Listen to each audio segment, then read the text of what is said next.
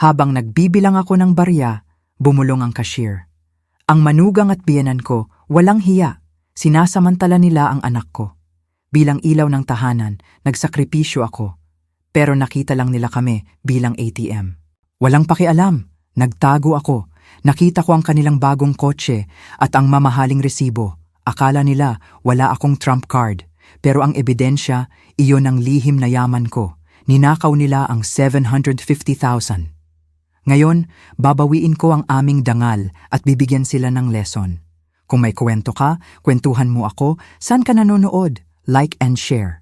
Kung totoo ang aking narinig, malalaman ko ito sa aking sariling mga mata. Ang pangalan ko ay Adelina. Ako ay 19 taong gulang at sa buong buhay ko, nagtrabaho akong mabuti upang panatilihing buo ang aking pamilya. Nakatira ako ng nag-iisa sa isang maliit na apartment sa downtown, umaasa sa pensyon na halos hindi sumasapat para sa mga pangunahing bayarin. Bawat buwan, ilang ulit kong binibilang ang mga piso bago magdesisyon kung ano ang gagastusan, laging inuuna ang pangangailangan ng iba bago ang sa akin. Ang aking kaisa-isang anak na lalaki, si O'Neil, ay ikinasal kay Celia, 3 taon na ang nakalipas. Sa simula pa lang, pakiramdam ko ay medyo may distansya siya. Ngunit sinubukan kong bigyan siya ng pagkakataon, iniisip na baka nahihiya lang siya.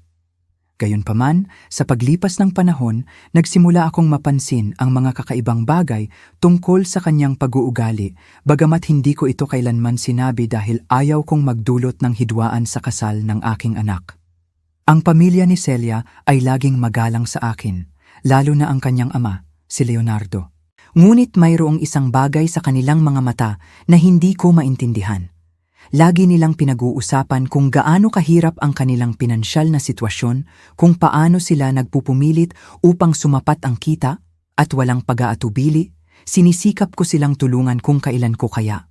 Mula sa aking pinagtataguan, kitang-kita ko ang pangunahing pasukan ng grocery store. Naghihintay sa akin si O'Neil sa kotse, ngunit ngayon ay malinaw kong nakikita ang lahat. Ang mga salita ng cashier ay umaling-awngaw sa aking isip ng paulit-ulit na parang isang walang tigil na tunog. Halos 2 minuto lamang ang lumipas nang makita ko ang isang bagay na nagpaduda sa lahat ng akala kong alam ko tungkol sa pamilya ng aking manugang. Lumabas sa pangunahing pasukan si Leonardo, ang ama ni Celia, na may bit-bit na mga bag na mukhang mabibigat. Ngunit hindi iyon ordinaryong mga grocery bag. Galing ang mga ito sa isang high-end store na alam ko lamang sa pangalan, isang lugar na hindi ko kailanman nagkaroon ng kakayahang mamili. Ang pangalan ng tindahan ay kumikinang sa ginto sa itim na mga bag na dala niya ng kaswal na parang ito ay isang perpektong normal na bagay para sa kanya. Nagsimulang bumilis ang tibok ng aking puso. Naglakad si Leonardo patungo sa isang kotse na nakaparada ilang metro lang mula sa aking pinagtataguan. Hindi iyon ang luma, sira-sirang kotse na lagi nilang inirereklamo kapag humihingi sila ng tulong. Ito ay isang bagong-bago, kumikinang na sasakyan, isang mapusyaw na kulay na sumisikat sa ilalim ng araw ng hapon. Ang mga gulong ay mukhang bagong bili at ang pintura ay walang kahit isang gasgas. Pinanood ko siyang buksan ang trunk ng kotse at maingat na inilagay ang mga bag sa loob tulad ng isang nagpoprotekta ng isang mahalagang bagay. Pagkatapos, kinuha niya ang kanyang telepono at nagsimulang makipag-usap sa kung sino. Bagamat hindi ko marinig ang usapan, ang kanyang body language ay relax, tulad ng isang taong walang apurahang pinansyal na problema. Sa sandaling iyon, naalala ko ang lahat ng beses na tumawag si Celia kay O'Neil upang humingi ng tulong. Laging pareho ang kwento, hindi sila makabayad ng upa. Kailangan nila ng tulong para sa medikal na gastusin ni Leonardo. Hindi sila makabili ng sapat na pagkain para sa linggo. At ang aking anak, na may mabuting puso, ay laging nakakahanap ng paraan upang padalhan sila ng kung ano. Ngunit ang nakikita ko sa aking sariling mga mata ay hindi tumutugma sa mga kwentong iyon ng matinding pangangailangan. Ang mamahaling mga bag, ang bagong kotse, ang relax na kilos ni Leonardo, lahat ay tila lubos na sumasalungat sa bersyon na ibinibigay nila sa amin sa loob ng maraming buwan. Isang malamig na sensasyon ang nagsimulang kumalat sa aking katawan. tulad ng kapag nararamdaman mo na may masamang mangyayari. Ang mga salita ng cashier ay nagsisimula ng magkaroon ng kabuluhan, bagamat nagre-resist pa rin akong maniwala ng lubusan. Posible kayang nagsisinungaling sa amin ang pamilya ng aking manugang sa buong panahong ito? Tinapos ni Leonardo ang kanyang tawag at nagbalik patungo sa pasukan ng grocery store. Mukhang may hinahanap siya o sino man. Maingat niyang sinuri ang parking lot na parang sinisiguro na walang nakakita sa kanya. Ang maingat na ugaling iyon ay tila napakasuspetsoso sa akin. Nagdesisyon akong magtago pa ng mas matagal. Sinasabi ng aking gut feeling na mayroon pang matutuklasan at pagkatapos ng aking nakita, hindi ko maaaring baliwalain na lamang ang sitwasyon. Kailangan kong maging lubos na sigurado bago ko ito pag-usapan kay O'Neil. Habang ako ay nagtatago, nagsimula kong alalahanin kung paano ako napunta sa puntong ito.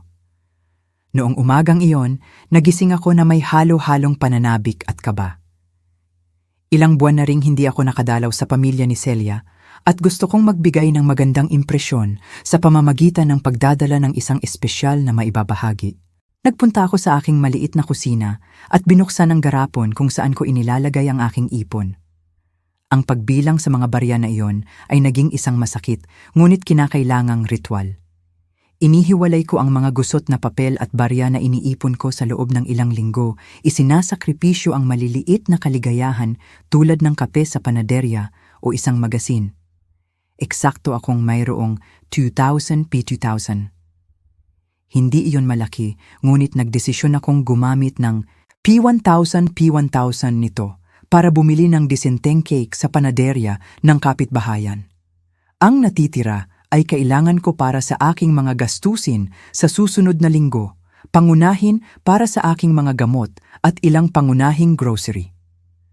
Nanligo ako nang maingat at pinili ang aking pinakamagandang damit, ang inilalaan ko para sa mga espesyal na okasyon. Ito ay isang simple, ngunit malinis na damit na nagpapadama sa akin na presentable. Inayos ko ang aking buhok, sinusubukang itago ang mga puting hibla na lalong nagiging kapansin-pansin bawat araw at isinuot ang peking hikaw na perlas na ibinigay sa akin ng aking yumaong ina maraming taon na ang nakalipas. Bago umalis, tiningnan ko ang aking refleksyon sa salamin ng banyo. Nakita ko ang isang 27 na taong gulang na ginang na nagtrabaho sa buong buhay niya, na nag-isang nagpalaki sa kanyang anak matapos maging balo, at ngayon ay sinusubukang panatilihin ang isang pamilya na tila mas pinahahalagahan ang pera kaysa sa damdamin. Eksakto sa oras dumating si O'Neil para sunduin ako. Ang aking anak ay laging punctual, isang kalidad na hinahangaan ko sa kanya. Nang sumakay ako sa kanyang kotse, napansin kong medyo tense siya. Ngunit naisip ko na baka kabalang iyon dahil sa pagbisita sa pamilya. Sa biyahe, nag-usap kami tungkol sa mga walang kwentang bagay. Ikinuwento niya ang kanyang trabaho sa opisina, tungkol sa ilang maliliit na problema na nangyari sa kanyang boss, ngunit iniiwasan niyang pag-usapan si Celia o ang pamilya nito. Tila kakaiba iyon sa akin dahil karaniwan ay ipinapaalam niya sa akin kung paano nagaganap ang mga bagay sa kanyang kasal. Nang dumating kami sa lugar kung saan nakatira ang pamilya ni Celia, hiniling ko sa kanya na huminto sa grocery store. Gusto kong bumili ng sariwang cake para isabay sa pananghalian. Nag-alok si O'Neil na sumama sa akin, ngunit sinabi kong mas gusto kong mag-isa na hindi ako magtatagal. Ang panaderya sa loob ng grocery store ay mayroong ilang cake na available. Pumili ako ng simpleng vanilla cake, hindi magarbo, ngunit presentable. Nagkakahalaga ito ng eksaktong 900, 100 na mas mababa sa aking budget na nagpasaya sa akin dahil nangangahulugan ito na makakabili ako ng maliit na greeting card. Doon din sa checkout line nangyari ang lahat. Ang cashier, isang lalaki na mukhang kaedad ko, ay pinagsilbihan ako ng normal hanggang sa makita niya ang pangalan sa credit card na sinubukan kong gamitin muna. Ang card ay nireject tulad ng aking inaasahan dahil alam kong wala akong sapat na pondo. Pagkatapos, inilabas ko ang pera. Sa sandaling iyon, mas tiningnan ako ng malapitan ng lalaki, binulong ang aking pangalan, Adelina, at tinanong ako kung ako ang ina ni O'Neil. Nang kumpirmahin ko na ako nga, ganap na nagbago ang kanyang ekspresyon. Mukha siyang nag-aalala, halos natatakot. Ang sinabi niya sa akin pagkatapos hawakan ang aking braso ay isang bagay na hindi ko kailanman malilimutan. Bagamat sa sandaling iyon, tumanggi akong maniwala rito. Ang kanyang mga salita ay direkta at masakit. Sinabi niya sa akin na ang pamilya ng aking manugang ay regular na pumupunta sa grocery store na iyon, gumagastos ng libu-libong piso sa mga imported na produkto at premium na karne. Habang kasabay nito, alam niyang patuloy silang humihingi ng pera sa aking anak. Ipinaliwanag niya na alam niya ang sitwasyon dahil ilang ulit na binanggit ni Leonardo na may pagmamalaki kung paano sila tinutulungan ng aking anak sa pananalapi bawat buwan. Sinabi sa akin ng cashier na nakita niya si Leonardong bumili ng mga bote ng alak na mas mahal pa sa ginagastos ko sa pagkain sa loob ng isang linggo. Sinabi rin niya sa akin na madalas si Celia bumili ng mamahaling beauty products at designer clothes doon, laging nagbabayad ng pera. Sinabi niya sa akin na tila hindi patas na ang isang pamilyang nagbibigay sa sarili nila ng ganoong mga luho ay sinasamantala ang kabaitan ng isang masipag na anak at ng kanyang matandang ina. Ipinaliwanag ng lalaki na nagdesisyon siyang makipag-usap sa akin dahil nakita niya akong maingat na binibilang ang aking mga barya para bayaran ang isang simpleng cake habang sila ay walang pakialam na gumagastos sa mga luxury items. Sinabi niya sa akin na ang sarili niyang ina ay dumaan sa katulad na sitwasyon at nagsisisi siya na hindi siya kumilos sa tamang oras. Pagkatapos marinig ito, umalis ako sa grocery store na lubos na naguguluhan. Tumanggi ang aking isip na ganap na iproseso ang aking narinig. Sa loob ng maraming taon, nagtiwala ako sa salita ni Celia at ng kanyang pamilya. Pinanood ko ang aking anak na mag-alala para sa kanila, magtrabaho ng extra hours para padalhan sila ng pera at ako mismo ay nag-ambag ng kaunti kong naipon sa ilang pagkakataon.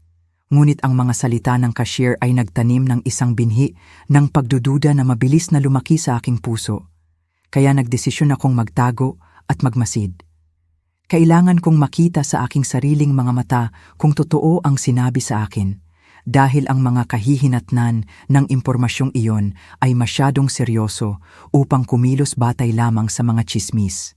Mula sa aking pinagtataguan sa likod ng mga basurahan, perpekto kong nakikita ang lahat ng nangyayari sa parking lot. Ang amoy ng basura ay hindi kaaya-aya, ngunit ito ay isang maliit na presyo na handa akong bayaran upang matuklasan ang katotohanan tungkol sa mga taong matagal ko nang pinagkakatiwalaan. Nang makita kong lumabas si Leonardo sa grocery store, dala ang mamahaling mga bag na iyon. Kumirot ang aking dibdib. Ang mga bag ay mula sa isang tindahan, na alam ko lamang sa reputasyon nito dahil sa matataas na presyo. Ang isang solong bilihin doon ay maaaring magkahalaga ng buong budget ko sa grocery sa loob ng isang buwan. Naglakad si Leonardo na may kumpiyansa ng isang taong walang pinansyal na pag-aalala. Ang kanyang damit ay bago, ang kanyang sapatos ay makintab, at ang kanyang relo ay mukhang mahal kahit pamula sa aking kinatatayuan. Walang anumang bagay sa kanyang itsura ang nagpapahiwatig ng matinding kahirapan na lagi nilang pinag-uusapan. Ang kotse na pinaglagyan niya ng mga grocery ay tiyak na bago. Ang pintura ay kumikinang sa ilalim ng araw at ang mga gulong ay mukhang bagong bili. Mentally, kinakalkula ko na ang isang sasakyang tulad niyan ay maaaring magkahalaga ng mas maraming pera kaysa sa nakita kong pinagsama-sama sa buong buhay ko. Paano posible na ang isang taong may ganoong kotse ay nangangailangan ng patuloy na tulong pinansyal? Habang pinapanood ko siyang nakikipag-usap sa telepono, napansin kong ang kanyang usapan ay relax, masayahin pa nga. Hindi ito tila tawag ng isang taong nag-aalala sa problemang pinansyal. Ang kanyang body language ay sa isang taong nasisiyahan, komportable sa kanyang sitwasyon. Sa sandaling iyon, lahat ng maliliit na inconsistency na napansin ko sa nakalipas na mga buwan ay nagsimulang magkaroon ng kabuluhan.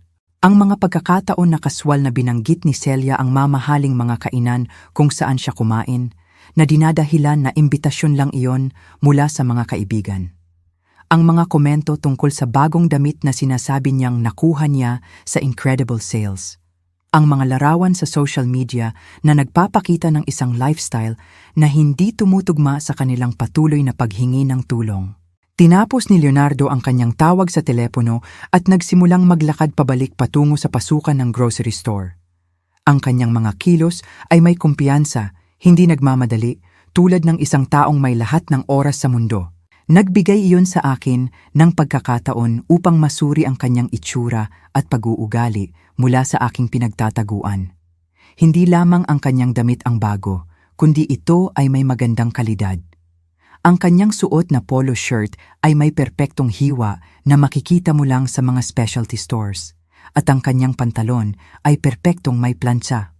Kahit ang kanyang sapatos, na mas nakikita ko habang papalapit siya sa aking posisyon, ay tila tunay at mamahaling balat. Habang naghihintay ako kung ano pa ang mangyayari, nakarinig ako ng mga boses na nagmumula sa aking kanan. Dalawang matandang babae ang nag-uusap habang itinutulak ang kanilang mga shopping cart patungo sa kanilang mga kotse. Sa simula, hindi ako nagbigay pansin, ngunit nang banggitin nila ang pangalan ni Celia, kaagad akong napatutok. Nakita mo ba ang bagong damit na suot ni Celia sa mall kahapon? Tanong ng isa sa kanila. Isang babaeng may puting buhok na mukhang kaedad ko, si Erminia. Tiyak na nagkakahalaga iyon ng hindi bababa sa 10,000. Nakita ko ang isang katulad niyon sa mamahaling tindahan na iyon sa pangalawang palapag. Ang isa pang babae na mas payat at nakasalamin ay sumagot na may tono na tila alam niya ang lahat. At hindi lang iyon, Erminia. Nakita ko rin siyang bumili ng beauty products sa tindahan ng mga Pranses. Ang apo ko ay nagtatrabaho doon at sinabi sa akin na si Celia ay isang madalas na customer. Gumagastos siya na parang umuulan ng pera. Nagsimulang bumilis ang tibok ng aking puso. Ang mga babaeng ito ay pinag-uusapan ng parehong Celia na patuloy na nagsasabi sa aking anak na wala silang pera para sa mga pangunahing gastusin. Ang parehong humingi ng tulong noong nakaraang linggo para bumili ng gamot para sa kanyang ama.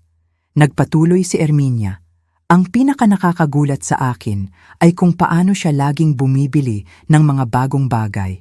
Ngunit pagkatapos ay naglalakad sa paligid ng kapitbahayan, sinasabing dumadaan sila sa napakahirap na pananalapi. Ang kaibigan kong si Elias ay nagtatrabaho sa bangko at sinabi sa akin na ang mga deposito na natatanggap nila ay hindi tumutugma sa kwento ng kahirapan na sinasabi nila. Ay, Erminia, pero iyon ay chismis, sagot ng isa pang babae.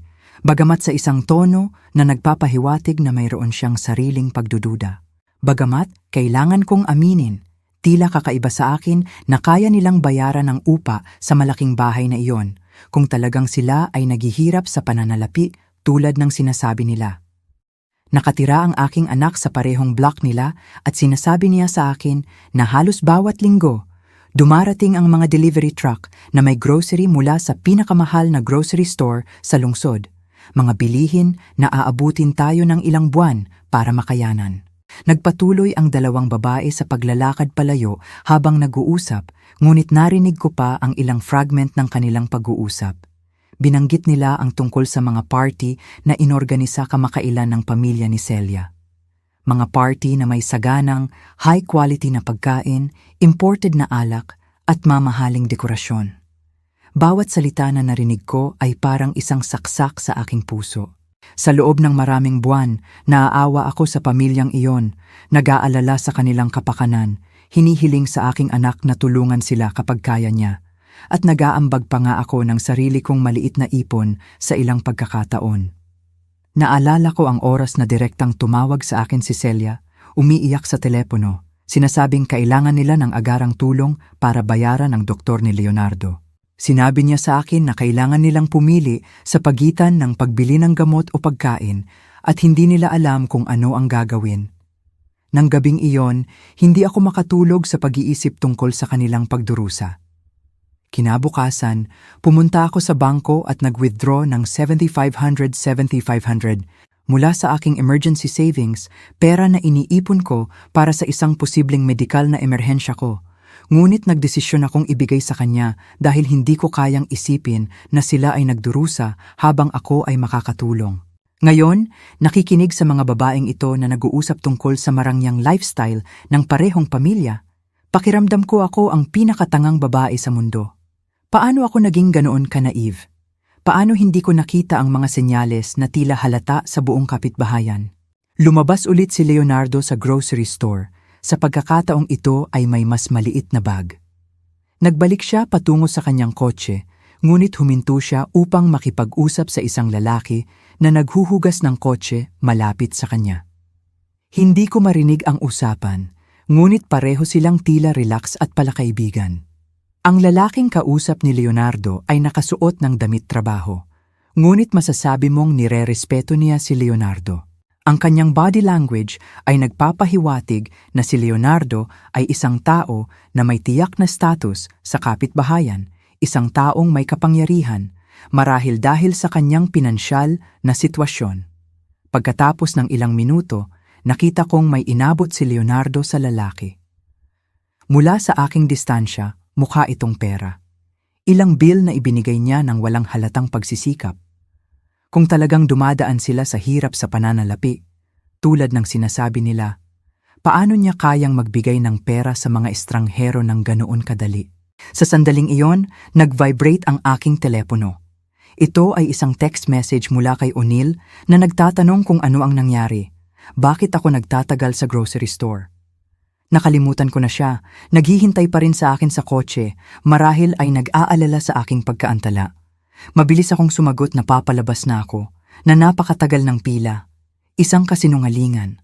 Ang pagsisinungaling sa sarili kong anak ay masakit. Ngunit kailangan ko ng mas maraming oras para iproseso ang lahat ng aking nakita at narinig. Hindi ako makakabalik sa kanyang kotse at kaagad sabihin ang aking mga hinala nang walang mas maraming ebidensya. Habang isinusulat ko ang mensahe, nagpaalam si Leonardo sa lalaki at sumakay sa kanyang kotse. Ang makina ay nagsimula ng may maayos, malakas na tunog na nagkukumpirma na ito ay isang magandang kalidad at malamang na bagong sasakyan. Pinanood ko siyang umalis sa parking lot nang may katahimikan na lubos na sumasalungat sa imahe ng pinansyal na desperasyon na ipinapakita ng kanyang pamilya. Nagdesisyon akong umalis sa aking pinagtataguan at maglakad patungo kay O'Neil. Kailangan kong kumilos ng normal kahit sa ngayon. Ngunit ang aking isip ay nagtatrabaho na. Sinusubukang alalahanin ang lahat ng kakaibang detalye na hindi ko napansin sa mga nakalipas na buwan. Lahat ng maliliit na senyales na ngayon ay nagkaroon ng lubos na magkaibang kahulugan. Nang makarating ako sa kotse, tiningnan ako ni O'Neil na may pag-aalala. Ma, ayos ka lang? Namumutla ka, sabi niya habang umuupo ako sa passenger seat. Matagal ba silang nag-check out sa'yo? Pila lang anak, sagot ko, sinusubukang panatilihing matatag ang aking boses. Alam mo naman ang mga grocery store tuwing weekend. Ngunit sa loob, ang aking puso ay lumalakas ang tibok na natatakot akong baka marinig niya. Sinimulan ni O'Neil ang kotse at nagsimula kaming magtungo sa bahay ng pamilya ni Celia. Sa biyahe, sinubukan kong panatilihin ang isang normal na usapan, ngunit ang aking isip ay pinoproseso pa rin ang lahat ng aking nakita at narinig sa grocery store. Bawat traffic light, bawat kanto na dinadaanan namin ay naglalapit sa akin sa isang pagpupulong na ngayon ay nakikita ko sa lubos na magkaibang liwanag. Kumusta ang trabaho ni Leonardo nitong mga nakaraang araw? Tanong ko sa aking anak, sinusubukang magtunog kaswal. Noong huli kong kausap si Celia, sinabi niya na napakahirap ng mga bagay para sa kanya. Bumuntong hininga si O'Neil habang nagmamaneho. Oo ma, sinabi sa akin ni Celia na kailangang bawasan ng tatay niya ang oras ng trabaho dahil nagkakaproblema ang kumpanyang pinagtatrabahuhan niya. Kaya kami ay tumutulong sa kanila ng mas kaunti nitong mga nakaraang buwan. Ang impormasyong iyon ay hindi tumutugma sa relax at masaganang ugali na naobserbahan ko kay Leonardo ilang minuto lamang ang nakalipas. Ang isang lalaki na talagang nag-aalala sa nabawasang oras ng trabaho ay hindi gagastos ng pera sa mamahaling tindahan o mag-aabot ng mga bill sa mga estranghero sa isang parking lot. At ano ang nararamdaman mo tungkol diyan, anak? Tanong ko, pinapanood ang kanyang ekspresyon sa rearview mirror. Alam kong marami kang extra hours na ginagawa nitong mga nakaraang araw. Ay, ma, sila na ang pamilya ko ngayon, sagot ni O'Neil sa isang tono na naghahalo ang pagod at pagsuko. Asawa ko si Celia at kapag ikinasal ka rin sa pamilya. Kung kailangan nila ng tulong, tungkulin ko bilang manugang na tulungan sila. Binasag ng kanyang mga salita ang aking puso.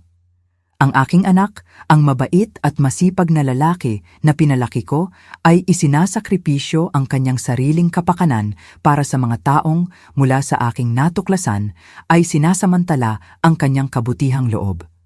Gaano pa katagal magpapatuloy ang sitwasyong ito nang hindi seryosong nakakaapekto sa sarili niyang pinansyal na katatagan? Dumating kami sa kapitbahayan kung saan nakatira ang pamilya ni Celia. Ito ay isang kaaya-ayang residential area na may mga bahay na maayos ang pagkakakita at may maayos na mga lawn. Hindi ito ang pinakamarangyang kapitbahayan sa lungsod, ngunit tiyak na hindi ito isang lugar kung saan maninirahan ng mga taong nakararanas ng matinding hirap sa pananalapi. Habang naghahanap si O'Neil ng parking, nakita ko ng mas mabuti ang bahay ng pamilya ni Celia. Ito ay isang 2 palapag na gusali na may magandang front lawn at isang fasad na bagong pintura. Ang mga bintana ay may bagong kurtina at ang front door ay mukhang renovated kamakailan lang.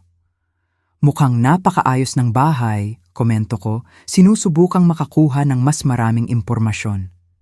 Hindi mo ba sinabi sa akin na nahihirapan silang magbayad para sa ilang pagkukumpuni? Ay, oo, sagot ni O'Neil habang nagpapark. Nagawa ni Leonardo na makakuha ng extra work tuwing weekend para gawin ang pinakaapura na pagkukumpuni. Marami siyang trabaho para panatilihing maganda ang kalagayan ng bahay. Isa pang kwento na hindi tumugma. Kung talagang nagtatrabaho si Leonardo ng extra shifts para mabuhay, paano siya magkakaroon ng oras na mamili ng grocery sa isang mamahaling tindahan sa oras ng trabaho? At higit sa lahat, paano siya magkakaroon ng pera para gumastos sa mga luxury goods kung ang lahat ng kinikita niya ay dapat na napupunta sa pagkukumpuni ng bahay? Lumabas kami sa kotse at naglakad patungo sa front door.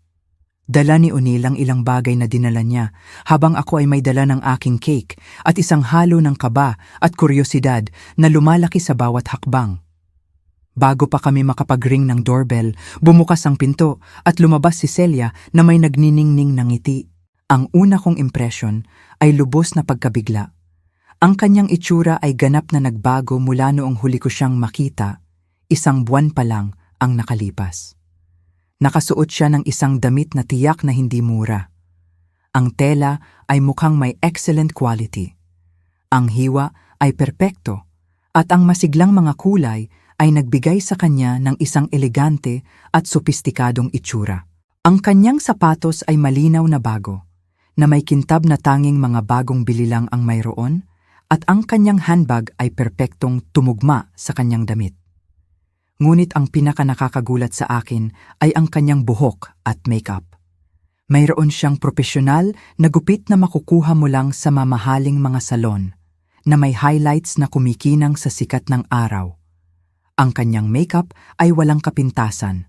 Ang uri na nangangailangan ng high-quality products at maraming oras para ilagay ng tama. Adelina, anong tuwa ang makita ka? Bulalas ni Celia. Lumapit para yakapin ako. Habang niyayakap niya ako, naamoy ko ang kanyang pabango, isang mamahaling fragrance na nakilala ko dahil minsan ay nakita ko ang presyo nito sa isang tindahan at tila katumbas ito ng aking budget sa pagkain sa loob ng 2 buwan. Kumusta Celia? Nagawa kong sabihin. Sinusubukang itago ang aking pagtataka. Ang ganda ng itsura mo. Ang ganda ng damit na iyan. Ang lumang damit na ito, sagot niya na may tawa na tila pilit. Binili ko ito sa isang clearance sale ilang buwan na ang nakalipas. Alam mo na kung paano. Kapag nakakita ka ng magandang deal, kailangan mong samantalahin. Ang paliwanag na iyon ay eksaktong katulad ng binanggit ng babae sa grocery store. Laging may pagdadahilan para sa bawat mamahaling bagay. Incredible deals, regalo mula sa mga kaibigan, second-hand purchases na mukhang bago. Ilang pambihirang pagkakataon ang maaaring magkaroon ng isang pamilya? Pumasok kami sa bahay at kaagad kong napansin ang iba pang detalye na hindi akma sa kwento ng hirap sa pananalapi. Ang sala ay bagong redecorated. Ang mga furniture ay hindi katulad ng naaalala ko mula sa aking huling pagbisita. Mayroong isang bagong leather sofa na mukhang mahal, isang glass coffee table na kumikinang ng walang kapintasan, at ilang decorative objects na tiyak na hindi mura. Sa dingding ay may isang malaking flat-screen TV na wala roon noon. Ito ay isang bagong modelo, isa sa mga nagkakahalaga ng ilang libu-libong piso. Paano maipapaliwanag ng isang pamilya na nasa krisis sa pananalapi ang pagbili ng isang marangyang telebisyon? "Te, tingnan mo kung sino ang dumating para bumisita," tawag ni Celia patungo sa loob ng bahay. Lumabas si Leonardo mula sa tila kusina, pinupunasan ang kanyang mga kamay ng tuwalya. Nang makita niya ako, bahagyang nagbago ang kanyang ekspresyon. May kislap sa kanyang mga mata, na parang sa isang sandali ay may nakita siyang hindi niya inaasahan, ngunit mabilis niyang nabawi ang kanyang karaniwang ngiti. "Adelina, napakasarap na makita ka," sabi niya. Lumapit para batiin ako. "Sana ay gutom ka dahil naghanda si Celia ng masarap na pagkain." Ito ang parehong Leonardo na nakita ko sa grocery store isang oras lamang ang nakalipas, ngunit ngayon ay kumikilos siya na parang hindi siya umalis sa bahay buong araw. Ang kanyang damit ay pareho, ngunit naglagay siya ng apron sa ibabaw ng kanyang shirt na parang nagluluto siya. "Nagdala ako ng cake para isabay dyan," sabi ko, inaabot sa kanya ang kahon. "Sana ay magustuhan ninyo." "Napakagandang kilos," bulalas ni Celia. "Ngunit hindi na kailangan, Adelina. Alam mo na laging welcome ka dito nang hindi na kailangang magdala ng kahit ano." Habang nagsasalita siya, nakita ko sa ibabaw ng kanyang balikat papasok sa kusina. Ang mga counter ay puno ng mga sangkap at utensils na nagpapahiwatig ng isang elaborate culinary preparation. Nakita ko ang mamahaling hiwa ng karne, sariwa at exotic na gulay, at mga bote ng imported seasonings. Ang dami ng pagkain na inihahanda nila ay madaling makapakain sa isang pamilya sa loob ng ilang araw. At ang kalidad ng mga sangkap ay kapansin-pansing mas mataas kaysa sa kaya kong bilhin para sa sarili kong pagkain. "Kayo ba ang naghanda ng lahat ng ito?" tanong ko, talagang humanga sa kasaganaan. "Aba, gusto naming gumawa ng isang espesyal na bagay para sa iyong pagbisita," sagot ni Leonardo. "Hindi araw-araw na nandito ang ina ni O'Neil. Bukod pa rito, nakakuha kami ng ilang sangkap na sale kaya nagdesisyon kaming samantalahin. Ang mga milagrong sale na naman. Nagsimula akong magtaka kung ang pamilyang ito ay may pambihirang kakayahan sa paghahanap ng mga deal o kung ang mga paliwanag na ito ay simpleng paraan lamang upang bigyang katwiran ang mga gastusin na hindi nila maipaliwanag ng tapat. Tila lubos na walang kamalayan si O'Neil sa aking mga obserbasyon. Masigla siyang nakikipag-usap kay Celia tungkol sa kanyang trabaho at sa kanyang mga plano para sa susunod na linggo. Ang kanyang relax na ugali ay nagkumpirma na talagang naniniwala siya sa bersyon ng realidad na ipinakita nila sa kanya. Ngunit hindi ko na maaaring balewalain ang ebidensya sa harap ng aking mga mata. Bawat detalye ng bahay na yon, bawat aspeto ng itsura ni Celia at Leonardo, bawat maginhawang paliwanag, lahat ay tumuturo sa parehong nakakabagabag na konklusyon. Ang pamilyang ito ay hindi dumadaan sa hirap sa pananalapi na sinasabi nilang hinaharap nila. Sa panahon ng pananghalian, sinubukan kong panatilihin ang isang normal na usapan habang palihim na nagmamasid sa bawat detalye na maaaring magkumpirma o magpabulaan sa aking mga hinala. Ang mesa ay inihanda na may mga dinnerware na hindi ko maalala na nakita ko noon. Mga plato at baso na tila may magandang kalidad, hindi ang uri ng mga utensils na gagamitin ng isang taong nag-aalala sa bawat sentimo. Ang pagkain na inihain nila ay sagana at iba-iba. Mayroong ilang main courses, elaborate salads at mga side dishes na nangangailangan ng mamahaling sangkap. Nagbuhos si Leonardo ng alak sa mga crystal glass, Isang alak na nakilala ko sa nakita kong presyo sa grocery store. Mahigit 2,500 bawat bote. Ang sarap ng alak na ito, komento ko, sinusubukang makakuha ng impormasyon. Ito ba ay isang espesyal na brand? Ay ito? Sagot ni Leonardo na may mapagmataas ng ngiti. Isang kaibigan ko na nagtatrabaho sa imports ang nakakuha nito para sa akin sa isang espesyal na presyo. Karaniwan, hindi namin kayang bumili ng mga alak na tulad nito, ngunit kapag dumating ang mga pagkakataong ito, kailangan mong samantalahin. Laging may perpektong paliwanag, laging may mapagbigay na kaibigan o isang incredible deal na nagbigay katwiran sa bawat luho. Nagsisimula akong magtaka kung ilang mapagbigay na kaibigan ang maaaring magkaroon ng isang pamilya at kung gaano kadalas maaaring mangyari ang mga pambihirang deal na iyon, na habang kami ay kumakain, kaswal na binanggit ni Celia ang ilang plano nila para sa susunod na buwan. Nag-usap siya tungkol sa isang family celebration na inaayos nila, isang event na, ayon sa kanyang paglalarawan, ay mangangailangan ng malaking pamumuhunan sa dekorasyon, pagkain at libangan. Mukhang mahal yan, sabi ko nang hindi nag-iisip. Biglang lumabas ang aking mga salita. Mahal, tumawa si Celia. Aba, nag-iipon kami para dito sa loob ng ilang buwan. Bukod pa rito, nakakuha si Leonardo ng extra job na makakatulong sa amin na sakupin ang mga gastusin. Kaagad kong naalala ang nakita ko sa grocery store ilang oras pa lang ang nakalipas. Si Leonardo na gumagastos ng pera na parang wala siyang pag-aalala, bumibili ng luxury products, nagmamaneho ng bagong kotse.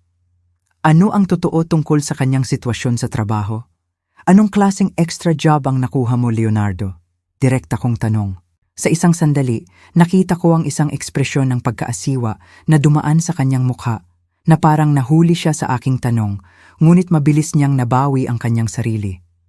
Weekend consulting, malabo niyang sagot. Walang masyadong kapanapanabik, ngunit nakakatulong ito na madagdagan ang kita ng pamilya. Ang kanyang sagot ay napakalahat na maaari itong mga hulugan ng kahit ano o wala man lang. Ang isang lalaki na talagang gumagawa ng weekend consulting ay malamang na magsalita ng mas tiyak tungkol sa kanyang trabaho, lalo na kapag ang tanong ay nagmula sa ina ng kanyang manugang. Sa panahon ng usapan, napansin kong patuloy na nag-vibrate ang telepono ni Celia. Sa tuwing titingnan niya ang screen, ngumingiti siya sa paraang tila may kabuluhan sa akin. Sa isang pagkakataon, nang akala niya ay walang nakakakita sa kanya, sumagot siya sa isang mensahe, nagtatype ng mabilis na may itsura ng kasiyahan sa kanyang mukha. Ayos lang ba ang telepono? Tanong ko na may halatang kuryosidad. Ay, mga kaibigan lang na nag-aayos ng get-together para sa susunod na linggo. Mabilis niyang sagot, itinago ang kanyang telepono. Alam mo naman ang mga babae, laging may pinaplano. Ngunit mayroong isang bagay tungkol sa kanyang ekspresyon na hindi ako kinumbinsi. Ang paraan ng kanyang pagngiti habang binabasa ang mga mensahe ay nagpapahiwatig na ang nilalaman ay mas makabuluhan kaysa sa simpleng social plans. Pagkatapos ng tanghalian, nag-alok si Leonardo na ipakita sa akin ang ilang pagpapabuti na ginawa nila sa bahay. Naglakad kami sa iba't ibang silid at sa bawat isa napansin ko ang bago o renovated na mga elemento. Ang mga sahig ay bagong polish, ang ilang dingding ay may sariwang pintura at ilang furniture ay pinalitan o inayos. Sa master bedroom, may nakita akong particular na nakakuha ng aking pansin. Sa ibabaw ng dresser ay may ilang shopping bag mula sa mamahaling tindahan. Ang ilan ay hindi pa nabubuksan. Ang mga price tag na nakita ko ay nagpakita ng mga numero na tila napakataas para sa isang pamilya na sinasabing naghihirap sa pananalapi. Nag-shopping ba si Celia kamakailan? Tanong ko, palihim na nagpapahiwatig sa mga bag. Ah, iyan, sagot ni Leonardo na may kaba na tawa. Nakakita siya ng ilang incredible clearance sales nitong linggo. Minsan, mas mabuting bumili ng mga bagay kapag sale kahit hindi mo pa kailangan kaagad. Ang luhika na iyon ay tila lubos na sumasalungat sa akin. Ang isang pamilya na talagang nasa hirap sa pananalapi ay hindi magkakaroon ng luho na bumili ng mga bagay na hindi nila kailangan kaagad, gaano man kaganda ang mga deal. Nang bumalik kami sa sala, Nagring ang aking telepono. Ito ay isang text message mula sa isang numero na hindi ko nakilala. Nang buksan ko ito, nakita kong ito ay mula sa cashier ng grocery store. Nakakuha siya ng numero ko sa paanuman at nagpadala sa akin ng isang larawan. Ang larawan ay nagpakita ng isang grocery receipt mula sa 2 araw pa lang ang nakalipas. Ang kabuuang halaga ay mahigit P20,000 at kasama sa listahan ng premium products, imported meats, fresh seafood, mamahaling alak, specialty cheeses at ilang gourmet items. Ang pangalan sa resibo ay malinaw na Leonardo de Guzman. Kasama ng larawan ay isang mensahe, Ginang Adelina, paumanhin sa abala, ngunit naisip kong kailangan mong makita ito. Ang resibong ito ay mula sa 2 araw na ang nakalipas. Kailangan malaman ng inyong pamilya ang katotohanan. Nagsimulang bumilis ang tibok ng aking puso. Ang ebidensya ay naroon sa itim at puti, isang 20,000 per 20,000 na bilihin ng luxury goods na ginawa 2 araw pa lang bago ang aming pagbisita ng parehong lalaki na sinasabing nagpupumilit na magbayad para sa mga pangunahing gastusin. Mabilis kong itinago ang aking telepono bago pa mapansin ng sinuman ang aking ekspresyon ng pagkabigla, ngunit ang aking isip ay nagtatrabaho na. Kinokonekta ang lahat ng mga dots na aking naobserbahan sa nakalipas na ilang oras. Bumalik kami kung nasaan sina O'Neil at Celia na nag-uusap pa rin ng masigla. Ang aking anak ay mukhang relax at masaya, nag-e-enjoy sa akala niya ay kalidad na oras kasama ang kanyang mga biyenan. Wala siyang ideya sa theatrical performance na nasasaksihan niya. "Ayos ka lang ba, Ma?" Tanong ni O'Neil sa akin. Marahil ay napansin na nagbago ang aking ekspresyon. "Mukha kang medyo maputla. Medyo pagod lang," pagsisinungaling ko. Hindi na ako sanay sa matagal na paglabas. Kaagad na nag-alok si Celia na gumawa ako ng tsaa o kumuha ako ng isang bagay para gumaan ang pakiramdam ko. Ang kanyang halatang pag-aalala ay magiging nakakaantig kung hindi ako nagsisimulang maunawaan ang tunay na kalikasan ng kanyang karakter. Para sa susunod na oras, nagpatuloy ako sa pagmamasid at pakikinig, mentally na kinokolekta ang ebidensya ng bawat inconsistency, bawat hindi maipaliwanag na luho, bawat maginhawang pagdadahilan. Ang listahan ay patuloy na lumalaki. Ang bagong damit ni Celia, ang kotse ni Leonardo, ang maayos na bahay, ang saganang pagkain, ang mamahaling alak, ang mga shopping bag, ang resibo na natanggap ko. Ngunit ang pinakamasakit sa akin ay ang pag-alam na ang sitwasyong ito ay marahil ay nagpapatuloy sa loob ng maraming buwan, marahil mga taon. Magkano ang naipadala ng aking anak sa pamilyang ito? Ilang sakripisyo ang ginawa niya? At ilan ang ginawa ko upang tulungan ang mga taong hindi talaga nangangailangan ng tulong? Nang sa wakas ay nagpaalam kami at umalis sa bahay, lubos na ang desisyon sa aking isip. Hindi ko maaaring hayaang magpatuloy ang farce na ito. Ang aking anak ay karapat-dapat malaman ang katotohanan, gaano man ito kasakit. At mayroon akong responsibilidad na protektahan siya mula sa karagdagang manipulasyon. Sa biyahe pabalik sa bahay, nagkomento si O'Neil kung gaano kaganda ang pagbisita at kung gaano kaganda ang itsura ng pamilya ni Celia. Ang kanyang mga salita ay parang mga sundang sa aking puso, dahil alam kong malapit na akong magwasak ng masayang imahe na iyon sa isang mas madilim at mas nakakadismaya na realidad. "Oo, mukha silang napakaayos," maingat kong sagot. Pinipili ng tumpak ang aking mga salita. Marahil ay sobra silang maayos para sa isang pamilya na dumadaan sa ganoong matinding hirap. Ang biyahe pabalik sa bahay ay isa sa pinakamahirap sa aking buhay. Bawat milya na aming tinatahak ay pisikal na naglalayo sa akin mula sa bahay kung saan ko natuklasan ang katotohanan. Ngunit emosyonal na naglalapit sa akin sa isang desisyon na magbabago ng lahat. Ang aking isip ay isang buhawi ng magkakasalungat na pag-iisip, pagdududa at isang lumalagong damdamin ng pagngingit-ngit na pinipilit kong panatilihing kontrolado. Nagmamaneho si O'Neil ng kalmado, paminsan-minsan ay sumisipol ng isang tune na nagpapakita ng kanyang magandang kalooban. Para sa kanya, nagpalipas kami ng isang kaaya-ayang hapon kasama ang kanyang mga biyenan, nagbahagi ng isang masarap na pagkain at nagpalakas ng ugnayan ng pamilya. Wala siyang ideya na ang kanyang ina ay nangongolekta ng ebidensya ng tila isang elaborate at matagal na scam. Ma, sabi niya habang naghihintay kami sa isang traffic light, masaya ako na makita kang nakakasundo ng mabuti ang pamilya ni Celia. Alam kong mayroon kang ilang reservation tungkol sa aming kasal sa simula, ngunit sa tingin ko, nakikita mo na ngayon kung gaano sila kabuting tao. Binasag ng kanyang mga salita ang aking puso. Ang aking anak, ang aking kaisa-isang anak, ay minamanipula ng mga taong ginawang sining ang pagsasamantala sa kanyang kabutihang loob. Paano ko sasabihin sa kanya na ang mga taong pinagkatiwalaan niya at ng kanyang pera ay malamang na mga profesional na sinungaling? O'Neil, maingat kong sinimulan. Napansin mo ba ang anumang inconsistent sa mga kwento na sinasabi ni Celia sa iyo tungkol sa kanilang pinansyal na sitwasyon? Sinulyapan ako ng aking anak ng sandali bago ibinalik ang kanyang tingin sa traffic. Ano ang ibig mong sabihin, ma? Inconsistent? Paano? Aba, nagpatuloy ako. Pinipili ng maingat ang aking mga salita. Ngayon, napansin kong marami silang bagong bagay sa bahay. Ang telebisyon, ilang furniture, ang damit ni Celia, lahat ng iyan ay nagkakahalaga ng malaking halaga ng pera. Bumuntong hininga si O'Neil at nakita kong tinamaan ng aking komento ang isang nerve. Ma, ipinaliwanag ko na si Leonardo ay nakakakuha ng extra jobs. Bukod pa rito, si Celia ay napakahusay sa paghahanap ng mga deal at bargains. Hindi lahat ng mukhang bago ay tiyak na mahal.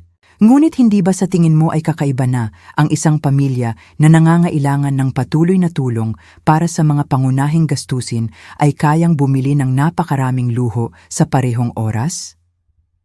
Pilit kong tanong, sinusubukang panatilihing neutral at hindi nag-aakusa ang aking tono.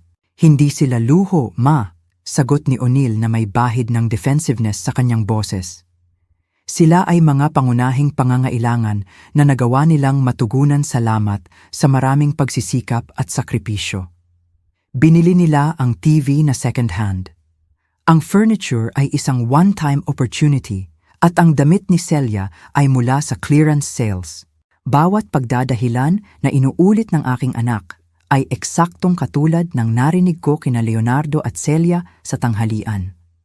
Tila nag-practice sila ng mga paliwanag na ito ng perpekto, lumilikha ng isang consistent na bersyon ng realidad na makakapagbigay kasiyahan sa anumang hindi komportable na tanong.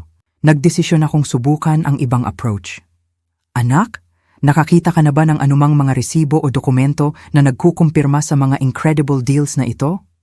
O sinamahan mo ba si Celia kapag nakakahanap siya ng mga pambihirang bargains na ito? Malinaw na hindi siya naging komportable sa tanong.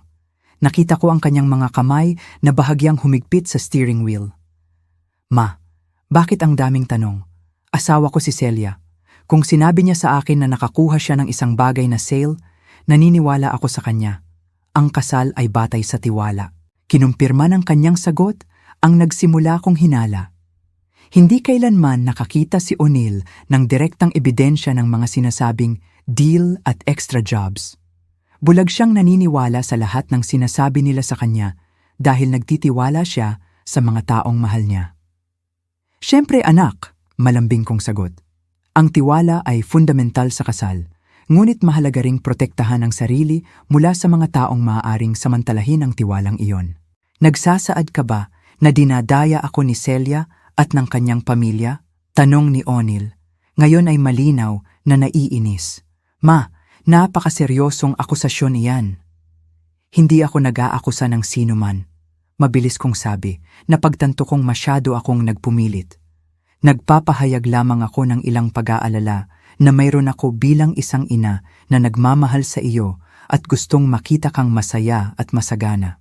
Ang natitirang bahagi ng biyahe ay nagdaan sa matinding katahimikan. Malinaw na pinoproseso ni O'Neil ang aking usapan, ngunit nakita ko sa kanyang ekspresyon na ang aking mga salita ay nagdulot ng mas maraming paglaban kaysa sa pagmumuni-muni. Halata na ang anumang pagpuna kina Celia at sa kanyang pamilya ay tatanggapin bilang isang personal na atake. Nang dumating kami sa aking apartment, tinulungan ako ni O'Neil na lumabas sa kotse, ngunit ang kanyang yakap sa paalam ay mas malamig kaysa karaniwan. Ma, sabi niya bago umalis, sana ay mabigyan mo ng pagkakataon ng pamilya ni Celia. Sila ay mabubuting tao na ginagawa ang lahat ng kanilang makakaya sa mahirap na sitwasyon. Isa sa isip ko iyan, anak, sagot ko. Alam kong ituturing niya ang aking tugon bilang isang pangako na maging mas mapag-unawa, samantalang sa realidad, ito ay kabaligtaran. Nang gabing iyon, nag-iisa sa aking maliit na apartment, umupo ako sa aking paboritong armchair na may tasa ng tsaa at sinubukan kong ayusin ang lahat ng mga pag-iisip na bumabagabag sa aking isip sa nakalipas na ilang oras. Mayroon akong saganang circumstantial evidence, mga patotoo mula sa mga kapitbahay, personal na obserbasyon at maging isang larawan ng 20,000 na grocery receipt. Ngunit mayroon din akong anak na lubos na kumbinsido na ang kanyang asawa at ang pamilya nito ay mga biktima ng mahirap na sitwasyon na karapat-dapat sa kanyang tulong at habag. Anumang direktang pagtatangka na harapin ang paniniwalang ito ay nagresulta sa paglaban at defensiveness. Kinuha ko ang aking telepono at muling tiningnan ang larawan ng resibo na ipinadala sa akin ng cashier ng grocery store. Ang mga numero ay hindi maikakaila. Mahigit P20,000 sa luxury goods na binili 2 araw pa lang bago ang aming pagbisita. Ang halagang iyon ay kumakatawan sa mas marami sa ginagastos ko sa pagkain sa loob ng isang buwang buo. Habang tinitingnan ko ang ebidensya na yon, naalala ko ang lahat ng beses na umuuwi si O'Neil na stressed pagkatapos magtrabaho ng extra hours upang magpadala ng pera sa pamilya ni Celia. Naalala ko ang mga pagkakataon na ako mismo ang nag-ambag ng kaunti kong ipon, naaawa sa kanilang sinasabing desperadong sitwasyon. Ang pagngingit-ngit na pinipigilan ko sa buong araw ay nagsimulang lumabas ng may lakas. Hindi lamang ang pera ang gumugulo sa akin, bagamat iyon ay makabuluhan.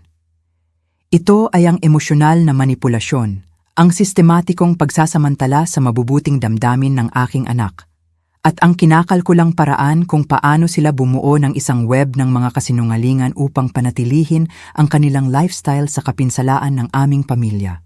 Masakit din sa akin na mapagtanto na malamang ay tinatawanan nila kami sa likod ng aming likod.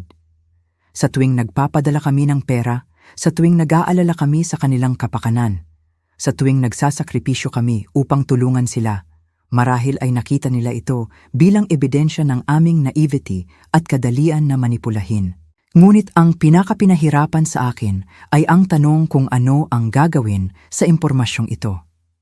Mayroon akong ebidensya, mayroon akong mga obserbasyon, mayroon akong documented inconsistencies, ngunit mayroon din akong anak na tatangging maniwala sa anumang negatibo tungkol sa kanyang asawa nang walang lubos na hindi maikakailang patunay.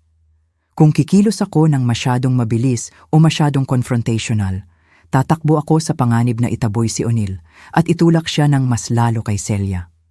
Ngunit kung hindi ako kikilos kaagad, magpapatuloy ang manipulasyon, posibleng lumala sa paglipas ng panahon, at patuloy na pagsasamantalahan ang aking anak sa pananalapi at emosyonal. Nagdesisyon akong kailangan ko ng mas maraming ebidensya.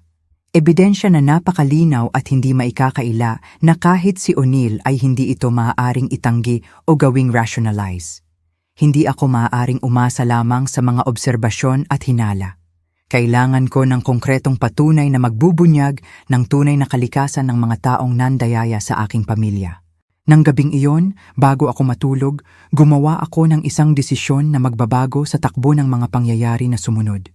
Hindi ko direktang haharapin si O'Neil hanggat wala akong lubos na matatag na ebidensya. Sa halip, sisimulan ko ang aking sariling palihim na imbestigasyon, kokolektahin ang patunay na imposible ng itanggi o ipaliwanag gamit ang maginhawang mga kwento tungkol sa mga milagrong deal at misteryosong extra jobs. Ang mga sumunod na araw ay ang pinakamahirap na naranasan ko sa loob ng maraming taon. Bawat interaksyon kay O'Neil ay naging isang ehersisyo sa self-control, sinusubukang panatilihin ang normalcy habang ang aking isip ay patuloy na nagtatrabaho sa kung paano haharapin ang sitwasyon na aking natuklasan. Ang ebidensya na nakolekta ko ay nagpabigat sa aking konsensya tulad ng isang pasanin na hindi ko maibabahagi. Sa linggong iyon, nakatanggap ako ng 3 pang mensahe mula sa cashier ng grocery store, si Elias. Bawat isa ay naglalaman ng karagdagang impormasyon na nagkumpirma at nagpalawak sa aking orihinal na hinala. Nagpadala siya sa akin ng mga larawan ng iba pang resibo para sa mga bilihin na ginawa ni Leonardo at Celia nitong mga nakaraang linggo, na lahat ay nagpapakita ng labis na paggasta sa hindi kinakailangan at mamahaling produkto. Ang isa sa mga larawan ay nagpakita ng isang resibo na mahigit P30,000, nakasama ang 2 bote ng French champagne na nagkakahalaga ng mahigit 5,000 bawat isa, imported seafood at ilang gourmet cheeses. Ang petsa sa resibo ay ang parehong araw na tumawag si Celia kay O'Neill, humihingi ng agarang tulong para bayaran ang upa. Nakatanggap din ako ng impormasyon mula kay Erminia, isa sa mga babae na narinig kong nag-uusap sa grocery store. Nakuha niya ang aking numero ng telepono sa pamamagitan ng isang kaibigan at nakipag-ugnayan sa akin dahil nagdesisyon siyang kailangan kong malaman ang mas maraming detalye tungkol sa sitwasyon.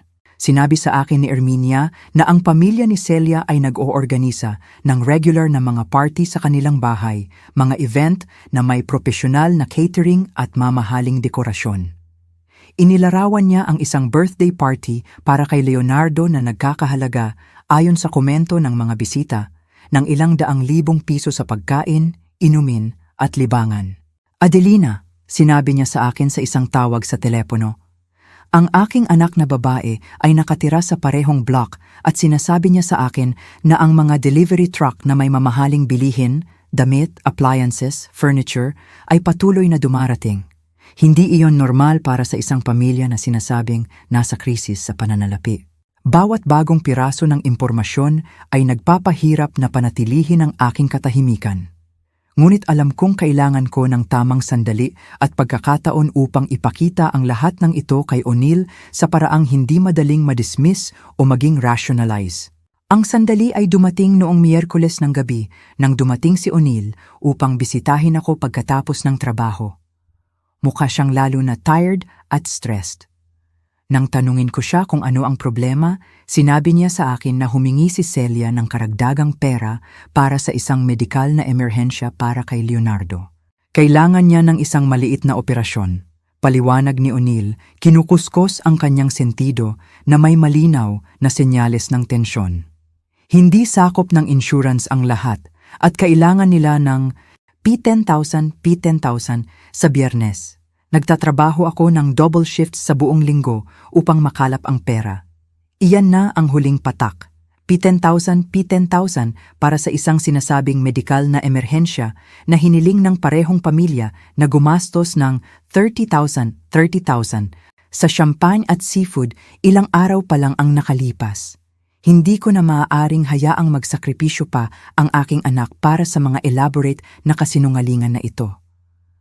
"O'Neill," sabi ko, kinuha ang kanyang mga kamay sa akin. "Kailangan kitang ipakita ng isang bagay, ngunit bago ko gawin, gusto kong malaman mo na ginagawa ko ito dahil mahal kita at dahil hindi ko kayang makita kang nasasaktan." Kinuha ko ang aking telepono at ipinakita sa kanya ang unang larawan ng 20,000 na resibo. Nanlaki ang kanyang mga mata nang makita niya ang petsa at ang kabuuang halaga. Ngunit bago pa siya makapagsalita, ipinakita ko sa kanya ang iba pang mga larawan na natanggap ko sa linggong iyon. "Ma, saan mo nakuha ito?" tanong ni O'Neill. Tinitingnan ang mga larawan na may ekspresyon na naghahalo ang pagkalito at pagtanggi. "At paano mo nalaman na totoo ang mga resibong ito?" Ipinaliwanag ko ang aking pagkikita sa cashier ng grocery store, ang mga usapan na narinig ko mula sa mga kapitbahay, at ang lahat ng mga obserbasyon na ginawa ko sa aming pagbisita. Nagsalita ako ng dahan-dahan at maingat, ipinapakita ang bawat piraso ng ebidensya ng logical at chronological. Ngunit kailangan may paliwanag, pilit ni O'Neill, bagamat ang kanyang boses ay hindi natunog kasing kumbinsido tulad ng dati. Marahil ay nagkaroon ng magandang buwan si Leonardo sa trabaho. O baka nakatanggap sila ng pera mula sa ibang pinagmulan. "Anak," malumanay kong sagot, "ang mga luxury purchases na ito ay ginawa sa parehong mga araw na tumawag sa iyo si Celia, humihingi ng tulong para sa mga pangunahing gastusin. Hindi ba sa tingin mo ay masyadong coincidence iyan? Nakita kong nagsisimula nang bumaba ang realization sa kanyang isip. Ang kanyang mga mata ay gumagalaw sa pagitan ng mga larawan sa aking telepono at sa aking mukha. Naghahanap ng ilang paraan upang pagkasunduin ang kanyang nakikita sa kanyang pinaniwalaan ng matagal. Bukod pa rito, nagpatuloy ako. Ipinakita sa kanya ang impormasyon na nakuha ko tungkol sa mamahaling mga party. Nakita ng mga kapitbahay kung paano talaga namumuhay ang pamilyang ito. Hindi ito ang kwento ng desperadong kahirapan na sinasabi nila sa iyo. Tumayo si O'Neil mula sa kanyang upuan at nagsimulang maglakad sa aking maliit na sala. Nakita ko ang kanyang isip na nagtatrabaho, naaalala ang mga nakaraang usapan, sirang mga pangako, at maliliit na inconsistencies na malamang ay binaliwala niya o ginawang rationalize noon. Ngunit bakit nila gagawin ito? Tanong niya sa wakas sa isang boses na tunog lubos na natalo. Bakit ako pagsisinungalingan ni Celia tungkol sa isang bagay na napakahalaga? Dahil gumana ito, tapat kong sagot. Dahil nagpapadala ka sa kanila ng pera ng regular ng walang tanong, nagtitiwala sa kanilang salita.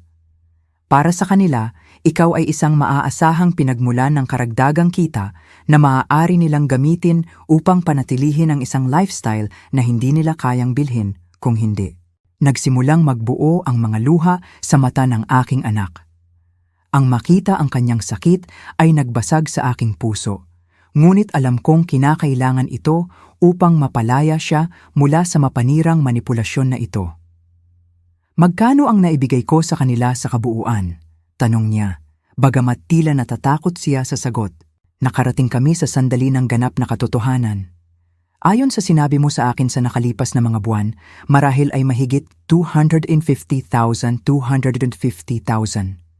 At hindi pa kasama riyan ang tulong na ibinigay ko mismo sa kanila. Ang numero ay tumama sa kanya na parang pisikal na suntok. Ang 250,000 ay kumakatawan sa mga buwan ng extra work, personal na sakripisyo at nawawalang mga pagkakataon para sa sarili niyang hinaharap. Lahat ay ibinigay sa mga taong sistematikong nanlilinlang sa kanya. Kailangan kong makipag-usap kay Celia. Sabi niya sa wakas na may determinasyon na hindi ko narinig sa kanyang boses sa mahabang panahon. Kailangan kong harapin siya sa impormasyong ito at pakinggan ang kanyang paliwanag. Sigurado ka ba na handa ka na para sa usapang iyan? Tanong ko sa kanya. Kapag inilagay mo ang impormasyong ito sa mesa, wala nang balikan. Magbabago ng tuluyan ang inyong relasyon, anuman ang kanyang sagot. Tumahimik si O'Neil sa loob ng ilang minuto, tinitingnan ang mga larawan sa aking telepono ng paulit-ulit.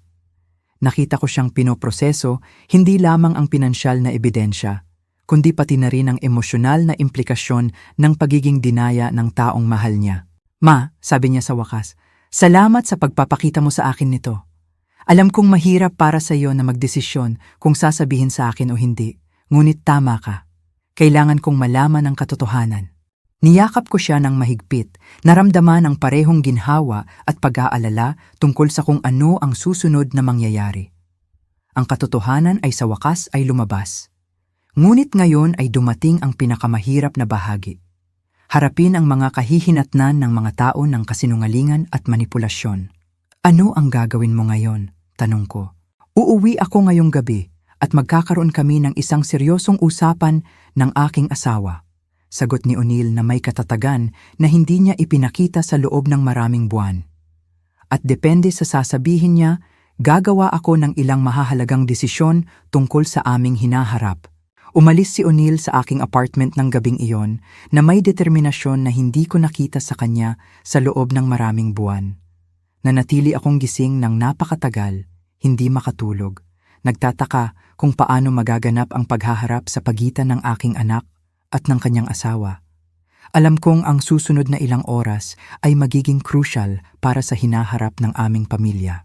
2:00 ng umaga, nagring ang aking telepono. Si O'Neil iyon at ang kanyang boses ay tunog lubos na naiiba nang sumagot ako. May halo ng sakit, galit at isang bagay na tunog tulad ng ginhawa. Ma, sabi niya nang walang preamble. Tama ka sa lahat, lubusan. Ano ang nangyari, anak? Tanong ko. Bagamat mula sa kanyang tono, naiisip ko na hindi naging maganda ang paghaharap para kay Celia. Nang makauwi ako, nagdesisyon akong suriin ang ilang bagay bago ko siya kausapin. Nagpunta ako sa aming silid at naghanap sa kanyang mga gamit. Isang bagay na hindi ko kailanman ginawa dahil nagtitiwala ako sa kanya ng lubusan. Ang nakita ko ay nagpatahimik sa akin. Sinabi sa akin ni O'Neill na nakakita siya ng ilang shopping bag na nakatago sa closet. Lahat ay mula sa mamahaling tindahan na may mga resibo na nagpapakita ng daan-daang libong piso sa mga gastusin para sa damit at accessories. Nakakita rin siya ng mga alahas na hindi niya kailanman nakitang suot ni Celia, na mayroon pa ring orihinal na price tags.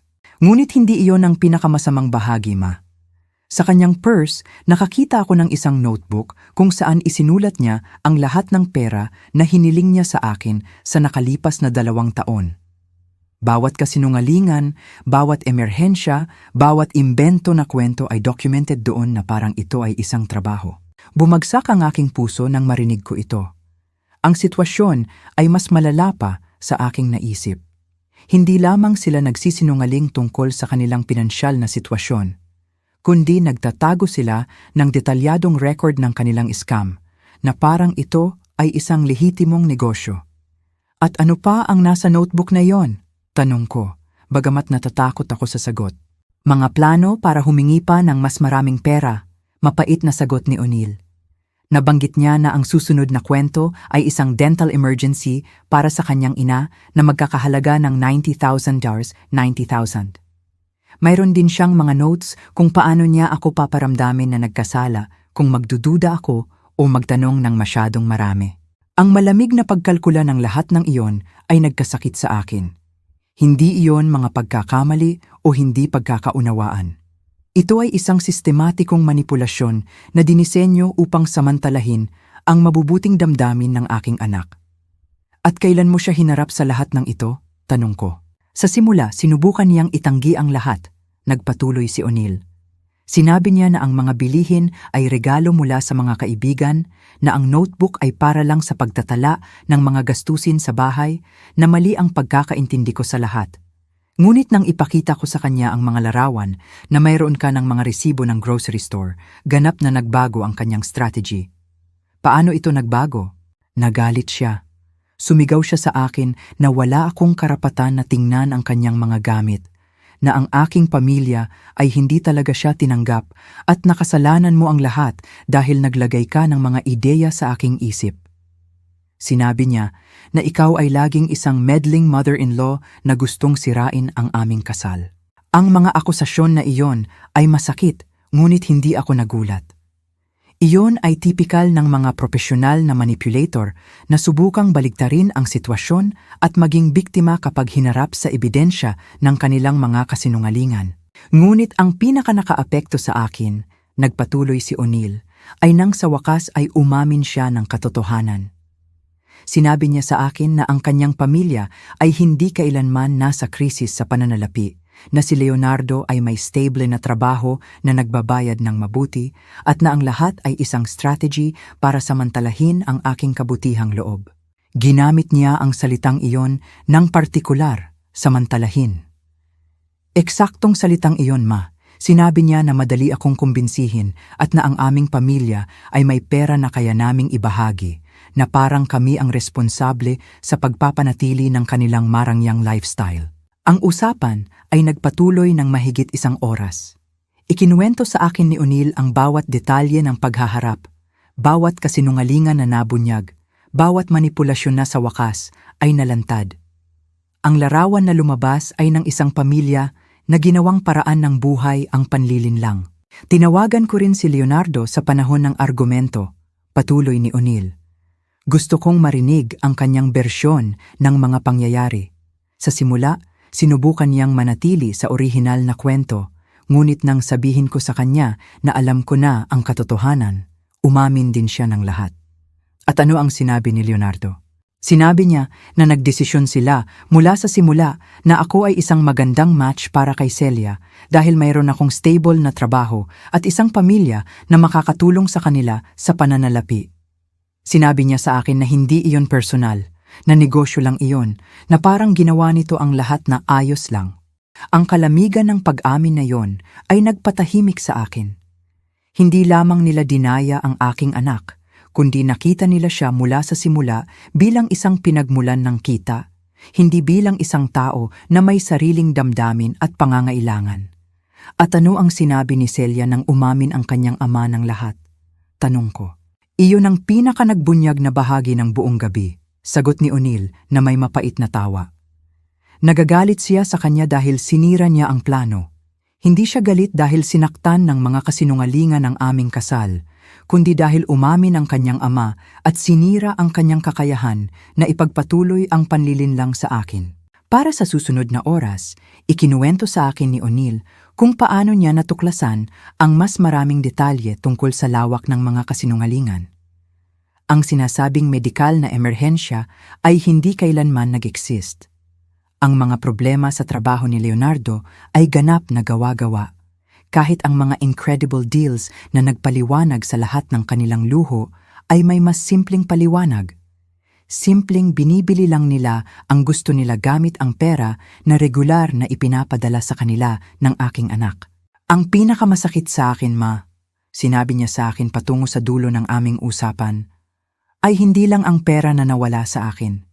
Ito ay ang pag-alam na sa loob ng 2 taon ng kasal, hindi ko talaga nakilala ang babaeng pinakasalan ko. Lahat ay isang act na dinisenyo upang panatilihin akong nagbibigay sa kanila ng pera. At ano ang gagawin mo ngayon, anak? Tanong ko sa kanya, bagamat mula sa kanyang tono, hinala ko na kung ano ang kanyang sagot. Sinabi ko na kay Celia na tapos na ang aming kasal ngayong gabi. Walang paraan upang muling itayo ang tiwala pagkatapos ng ganoong sistematiko at kinakalkulang pagtataksil. Bukas, sisimulan ko ang proseso ng diborsyo. Bagamat alam kong ito ang tamang desisyon, kumirot ang aking puso para sa aking anak. Walang sino man ang nararapat na matuklasan na ang taong mahal nila ay naging ganoon ka-elaborate na nanlilin lang sa kanila ng matagal. Nilinaw ko rin sa kanila na hindi sila makakakuha ng kahit isang sentimo pa mula sa aming pamilya, nagpatuloy si O'Neil. At sinabi ko sa kanya na kung susubukan kanilang kontakin, humihingi ng tulong, sasabihin mo sa kanila kung ano ang eksaktong iniisip ko tungkol sa kanilang mga pamamaraan. Siyempre anak, sinigurado ko sa kanya, ang pamilyang iyan ay hindi na kailanman makakatanggap ng tulong mula sa amin. Ma, sabi ni O'Neil bago mag-hang up, salamat sa pagkakaroon mo ng lakas ng loob na ipakita sa akin ang katotohanan. Alam kong mahirap para sa iyo na magdesisyon kung sasabihin sa akin o hindi, lalo na alam mong malamang ay sisirain nito ang aking kasal. Ngunit iniligtas mo ako mula sa mas maraming taon ng pagiging ginagamit at minamanipula. Pagkatapos mag-hang up, umupo ako sa dilim ng aking apartment, pinoproseso ang lahat ng nangyari. Ang katotohanan ay sa wakas ay lumabas, ngunit dumating ito sa napakataas na halaga para sa aking anak. Ang kanyang kasal ay natapos, ang kanyang tiwala ay ipinagkanulo, at kailangan niyang muling itayo ang kanyang buhay mula sa simula. Ngunit alam ko rin na sa katagalan, ang katotohanan ay magpapalaya sa kanya mula sa isang sitwasyon na lalo lamang sa nang lumala sa paglipas ng panahon. Si Celia at ang kanyang pamilya ay hindi kailanman titigil sa paghingi ng pera. Hindi nila kailanman kusang loob na aaminin ang kanilang mga kasinungalingan at malamang ay itataas nila ang kanilang mga manipulasyon hanggang sa lubusan nilang maubos ang mga mapagkukunan ng aking anak. Ang mga buwan na sumunod sa nagbubunyag na gabing iyon ay isang proseso ng pagpapagaling at muling pagtatayo para sa aming buong pamilya. Pansamantalang lumipat si O'Neil sa isang maliit na apartment malapit sa kanyang trabaho habang pinoproseso niya ang diborsyo at inorganisa ang kanyang buhay. Sinamahan ko siya sa bawat hakbang, nag-aalok sa kanya ng emosyonal na suporta na kailangan niya upang malampasan ang pagtataksil na naranasan niya. Ang proseso ng diborsyo ay nagbunyag ng mas maraming detalye tungkol sa lawak ng panlilinlang. Natuklasan ng mga abogado ni O'Neil na si Celia ay nagtatago ng malaking assets sa buong kanilang kasal. Mayroon siyang isang secret bank account kung saan niya idineposito ang ilan sa pera na natatanggap niya mula sa aking anak at bumibili ng mga mahahalagang bagay na pagkatapos ay tinatago niya upang panatilihin ang itsura ng pinansyal na pangangailangan. Ma, sinabi sa akin ni O'Neil sa isa sa aming lingguhang pagkain, kalkulahin ng abogado na sa loob ng 2 taon ng aming kasal, nagpadala ako sa kanila ng mahigit 750,000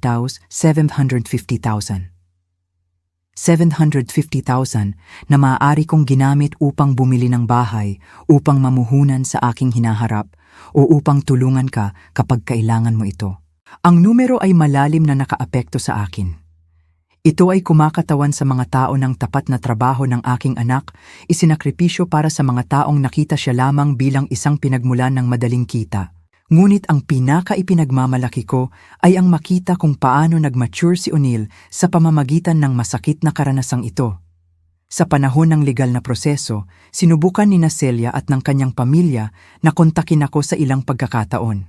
Tinawagan ako ni Leonardo, sinusubukang kumbinsihin akong mamagitan kay O'Neil. Nangangako na ibabalik nila ang lahat ng pera at hindi na kailanman hihingi ng tulong muli. Ang kanyang mga pakiusap ay tunog desperado, ngunit natuto na akong kilalanin ang kanilang mga manipulasyon. Niyakap ko siya ng mahigpit, naramdaman ang parehong ginhawa at pag-aalala tungkol sa kung ano ang susunod na mangyayari. Ang katotohanan ay sa wakas ay lumabas. Ngunit ngayon ay dumating ang pinakamahirap na bahagi. Harapin ang mga kahihinatnan ng mga tao ng kasinungalingan at manipulasyon. Ano ang gagawin mo ngayon? Tanong ko. Uuwi ako ngayong gabi at magkakaroon kami ng isang seryosong usapan ng aking asawa. Sagot ni O'Neil na may katatagan na hindi niya ipinakita sa loob ng maraming buwan. At depende sa sasabihin niya, gagawa ako ng ilang mahahalagang desisyon tungkol sa aming hinaharap. Umalis si O'Neil sa aking apartment ng gabing iyon na may determinasyon na hindi ko nakita sa kanya sa loob ng maraming buwan. Nanatili akong gising ng napakatagal, hindi makatulog. Nagtataka kung paano magaganap ang paghaharap sa pagitan ng aking anak at ng kanyang asawa. Alam kong ang susunod na ilang oras ay magiging crucial para sa hinaharap ng aming pamilya. 2:00 ng umaga, nag-ring ang aking telepono. Si O'Neil iyon. At ang kanyang boses ay tunog lubos na naiiba nang sumagot ako. May halo ng sakit, galit, at isang bagay na tunog tulad ng ginhawa. Ma, sabi niya, nang walang preamble. Tama ka sa lahat, lubusan. Ano ang nangyari, anak? Tanong ko, bagamat mula sa kanyang tono, naiisip ko na hindi naging maganda ang paghaharap para kay Celia. Nang makauwi ako, nagdesisyon akong suriin ang ilang bagay bago ko siya kausapin. Nagpunta ako sa aming silid at naghanap sa kanyang mga gamit, isang bagay na hindi ko kailanman ginawa dahil nagtitiwala ako sa kanya ng lubusan. Ang nakita ko ay nagpatahimik sa akin. Sinabi sa akin ni O'Neil na nakakita siya ng ilang shopping bag na nakatago sa closet. Lahat ay mula sa mamahaling tindahan na may mga resibo na nagpapakita ng daan-daang libong piso sa mga gastusin para sa damit at accessories. Nakakita rin siya ng mga alahas na hindi niya kailanman nakitang suot ni Celia, na mayroon pa ring orihinal na price tags. Ngunit hindi iyon ang pinakamasamang bahagi, Ma. Sa kanyang purse, nakakita ako ng isang notebook kung saan isinulat niya ang lahat ng pera na hiniling niya sa akin sa nakalipas na 2 taon. Bawat kasinungalingan, bawat emerhensya, bawat imbento na kwento ay documented doon na parang ito ay isang trabaho. Bumagsak ang aking puso nang marinig ko ito. Ang sitwasyon ay mas malala pa sa aking naisip. Hindi lamang sila nagsisinungaling tungkol sa kanilang pinansyal na sitwasyon, kundi nagtatago sila ng detalyadong record ng kanilang scam na parang ito ay isang lehitimong negosyo. At ano pa ang nasa notebook na yon? Tanong ko, bagamat natatakot ako sa sagot. Mga plano para humingi pa ng mas maraming pera, mapait na sagot ni O'Neil. Nabanggit niya na ang susunod na kwento ay isang dental emergency para sa kanyang ina na magkakahalaga ng $90,000. Mayroon din siyang mga notes kung paano niya ako paparamdamin na nagkasala kung magdududa ako o magtanong ng masyadong marami. Ang malamig na pagkalkula ng lahat ng iyon ay nagkasakit sa akin. Hindi iyon mga pagkakamali o hindi pagkakaunawaan. Ito ay isang sistematikong manipulasyon na dinisenyo upang samantalahin ang mabubuting damdamin ng aking anak. At kailan mo siya hinarap sa lahat ng ito? Tanong ko. Sa simula, sinubukan niyang itanggi ang lahat, nagpatuloy si O'Neil. Sinabi niya na ang mga bilihin ay regalo mula sa mga kaibigan, na ang notebook ay para lang sa pagtatala ng mga gastusin sa bahay, na mali ang pagkakaintindi ko sa lahat. Ngunit nang ipakita ko sa kanya ang mga larawan na mayroon ka ng mga resibo ng grocery store, ganap na nagbago ang kanyang strategy. Paano ito nagbago? Nagalit siya. Sumigaw siya sa akin na wala akong karapatan na tingnan ang kanyang mga gamit, na ang aking pamilya ay hindi talaga siya tinanggap at nakasalanan mo ang lahat dahil naglagay ka ng mga ideya sa aking isip. Sinabi niya na ikaw ay laging isang meddling mother-in-law na gustong sirain ang aming kasal. Ang mga akusasyon na iyon ay masakit, ngunit hindi ako nagulat. Iyon ay tipikal ng mga profesional na manipulator na subukang baligtarin ang sitwasyon at maging biktima kapag hinarap sa ebidensya ng kanilang mga kasinungalingan. Ngunit ang pinakanakaapekto sa akin, nagpatuloy si O'Neil, ay nang sa wakas ay umamin siya ng katotohanan. Sinabi niya sa akin na ang kanyang pamilya ay hindi kailanman nasa krisis sa pananalapi, na si Leonardo ay may stable na trabaho na nagbabayad ng mabuti at na ang lahat ay isang strategy para samantalahin ang aking kabutihang loob. Ginamit niya ang salitang iyon ng partikular, samantalahin. Eksaktong salitang iyon, Ma. Sinabi niya na madali akong kumbinsihin at na ang aming pamilya ay may pera na kaya naming ibahagi, na parang kami ang responsable sa pagpapanatili ng kanilang marangyang lifestyle. Ang usapan ay nagpatuloy ng mahigit 1 oras. Ikinuwento sa akin ni O'Neil ang bawat detalye ng paghaharap, bawat kasinungalingan na nabunyag, bawat manipulasyon na sa wakas ay nalantad. Ang larawan na lumabas ay ng isang pamilya na ginawang paraan ng buhay ang panlilinlang. Tinawagan ko rin si Leonardo sa panahon ng argumento, patuloy ni O'Neil. Gusto kong marinig ang kanyang bersyon ng mga pangyayari. Sa simula, sinubukan niyang manatili sa orihinal na kwento, ngunit nang sabihin ko sa kanya na alam ko na ang katotohanan, umamin din siya ng lahat. At ano ang sinabi ni Leonardo? Sinabi niya na nagdesisyon sila mula sa simula na ako ay isang magandang match para kay Celia dahil mayroon akong stable na trabaho at isang pamilya na makakatulong sa kanila sa pananalapi. Sinabi niya sa akin na hindi iyon personal, na negosyo lang iyon, na parang ginawa nito ang lahat na ayos lang. Ngayon, kapag tinitingnan ko pabalik ang lahat ng nangyari, nakakaramdam ako ng halo ng sakit para sa kailangan na dumanas ng aking anak, ngunit pati na rin ang malalim na pagmamalaki para sa lakas na ipinakita niya sa pagharap sa katotohanan at sa paggawa ng tamang mga desisyon. Natutunan ko na ang tunay na pag-ibig sa pamilya ay minsan nangangailangan ng lakas ng loob na magsalita ng mahihirap na katotohanan, harapin ang mga hindi komportable na sitwasyon at protektahan ang mga taong mahal natin, kahit na nangangahulugan ito ng pagwasak ng mga ilusyon na mas gusto nilang panatilihin. Ang araw na iyon, nang marinig ko ang mga kakaibang salita na iyon sa grocery store at nagdesisyon akong magmasid sa halip na baliwalain, binago ko ang takbo ng aming buhay magpakailanman. Ito ay isa sa pinakamahirap na desisyon na ginawa ko, ngunit isa rin sa pinakatama. Ngayon, si O'Neil ay isang mas matalino, mas malakas na lalaki na mas alam ang kanyang sariling halaga. Hindi na siya ang biktima ng mga profesional na manipulator, kundi isang taong natutong maglagay ng malusog na mga boundary at pahalagahan ang sarili niyang kabutihang loob ng sapat upang hindi ito payagan na samantalahin. At ako, si Adelina, sa edad na 69, ay natutunan na hindi kailanman huli upang maging matapang, manindigan para sa tama, at protektahan ang mga mahal natin. Dahil sa huli, ang pinakamakapangyarihang hustisya ay hindi ang sumisigaw, kundi ang kumikilos ng may karunungan at nagpoprotekta sa mga mahal natin ng lubos. 2 taon na ang lumipas mula ng hapong iyon sa grocery store na nagpabago sa aming buhay magpakailanman. Habang isinusulat ko ang mga linyang ito, nakaupo sa aking paboritong armchair na may tasa ng tsaa na lumalamig na, Hindi ko maiwasang sumalamin sa lahat ng landas na aming tinahak mula noon. Nagpakasal ulit si O'Neil 6 na buwan na ang nakalipas. Ang kanyang bagong asawa, si Reyna, ay isang masipag at tapat na babae na nakilala niya sa kanyang opisina.